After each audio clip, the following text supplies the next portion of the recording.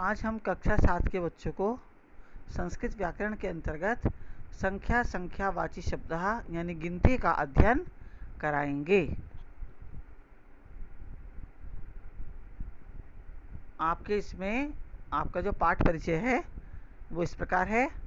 आपको 21 से 41 तक की गिनती इस अध्याय में कराई जाएगी।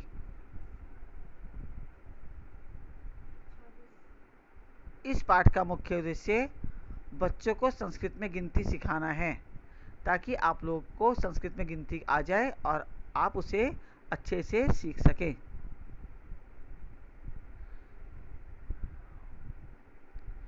जो शब्द संख्या का बोध कराते हैं उन्हें संख्यावाचक शब्द कहते हैं। जैसे एक को एकहा, दो को दौ, तीन को त्रयः, इसी प्रकार आपकी गिनती चलेंगी।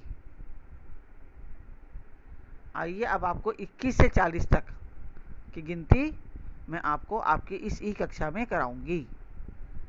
21 को बोलेंगे एकविंशति, 22 को बोलेंगे द्वाविंशति, 23 को बोलेंगे त्रयोविंशति, 24 को बोलेंगे चतुर्विंशति, 25 को बोलेंगे पंचविंशति, 26 को बोलेंगे षड्विंशति, 27 को बोलेंगे सप्तविंशति, 28 को बोलेंगे अष्टाविंशति, 29 को बोलेंगे नवविंशति और 30 को बोलेंगे त्रिशत।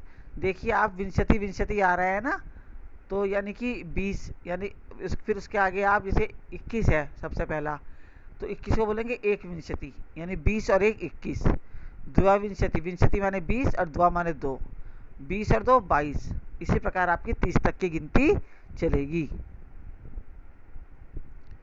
अब देखिए आपका 31 से 40 तक की गिनती इस प्रकार है। एक त्रिंशता 31, त्रिंशता होता है 30, त्रिंशता होता है 30 और एक त्रिंशता यानी 1 और 30 31, द्वित्रिंशता 32, त्रयात्रिंशता 33, चतुर्त्रिंशता 34, पंचत्रिंशता 35, षट्त्रिंशता 36, सप्तत्रिंशता 37, अष्टत्रिंशता 38, नवत्रिंशता 39 और 40 को बोलेंगे चत्वारिशतः।